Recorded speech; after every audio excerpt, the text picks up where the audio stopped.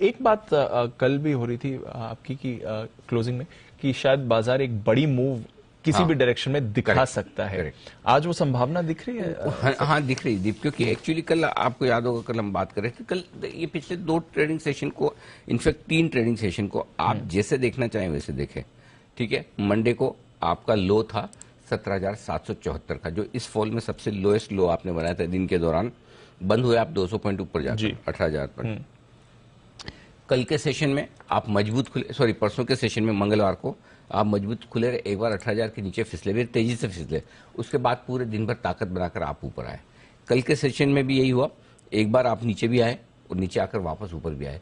सो अगर आप देखें तो मार्केट आपको दोनों तरीके से संकेत दे रहा है। मजबूत संकेतों के बावजूद प्रॉफिट बुकिंग भी आ रही है, राइट।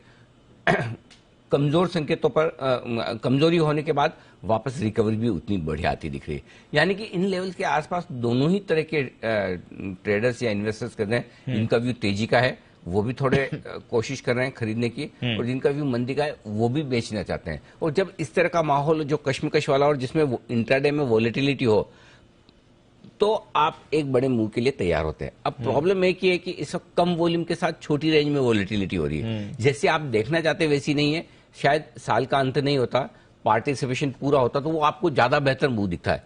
फिर भी इस सिचुएशन में आप ट्रेडिंग रेंज के किसी एक सिरे तक पहुंचने की कोशिश करते हैं। अब वो नीचे का हो सकता है कि आज, क्योंकि हमारा डायरेक्शन आज नीचे का मिला है अमेरिका में जो कमजोरी है, तो ऐसी सिचुएशन में एक बार 17,775 17,825 को टेस्ट करने की रिस्क खत्म नहीं होती। अच्छा। वापस खुल जाती है।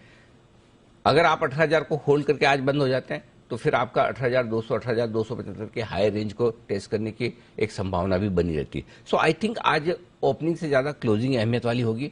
मंथली एक्सपायरी वाली भी है, भले ही वॉल्यूम्स कम है, खाली रोल ओवर वाले हैं, लेकिन फिर भी एक्सपायरी की अपनी अहमियत तो है ही। सो उस लिहाज से अगर आज हम क्लोजिंग 18,000 के ऊपर बनाए रखते हैं तब तो चिंता की बात नहीं। 18,000 के नीचे क्लोज होते हैं तो थोड़ी चिंता है, 17,800 के नीचे क्लोज होंगे तो बहुत खराब है, और 18,200 के ऊपर बंद हो गए तो कहना ही क्या। सो उस लिहाज से अपनी पोजिशनिंग बनाकर रखनी है बजाय इसके कि। और एक और चीज, फिर इस तरह की मार्केट में जहां ओवरनाइट मार्केट को प्रेडिक्ट करना मुश्किल हो रहा है कि आप सोचे कि डाउ फ्यूचर्स कमजोर दिखा रहा है और बंद ऊपर हो जाता है।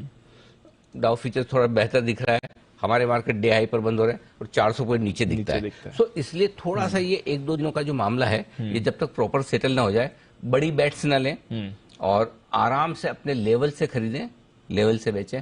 हड़बड़ी जल्दबाजी नहीं करनी। कल भी आपको निफ्टी में ऊपर में 18,175 भी मिला है, राइट। हर रोज आपको इंपॉर्टेंट सपोर्ट लेवल पर बाजार आ रहा है जहां आपको खरीदने का मौका देता है। हर रोज आपको ऊपर वापस रिकवरी आकर बेचने का मौका देता है।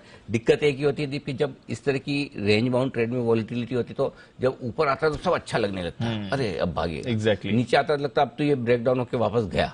सो उस समय कॉन्ट्रा कॉल लेना आसान काम है नहीं, बहुत मुश्किल है। हमारे लिए भी रिकमेंड करना मुश्किल होता है, जो करते हैं उनका तो क्या होता होगा, करेक्ट। आपको तो पैसा लगाना है। सो इसलिए अगर कन्विक्शन हो, कॉन्फिडेंस हो तो थोड़ा थोड़ा करो, नहीं तो कोई बात नहीं, आराम से देखो।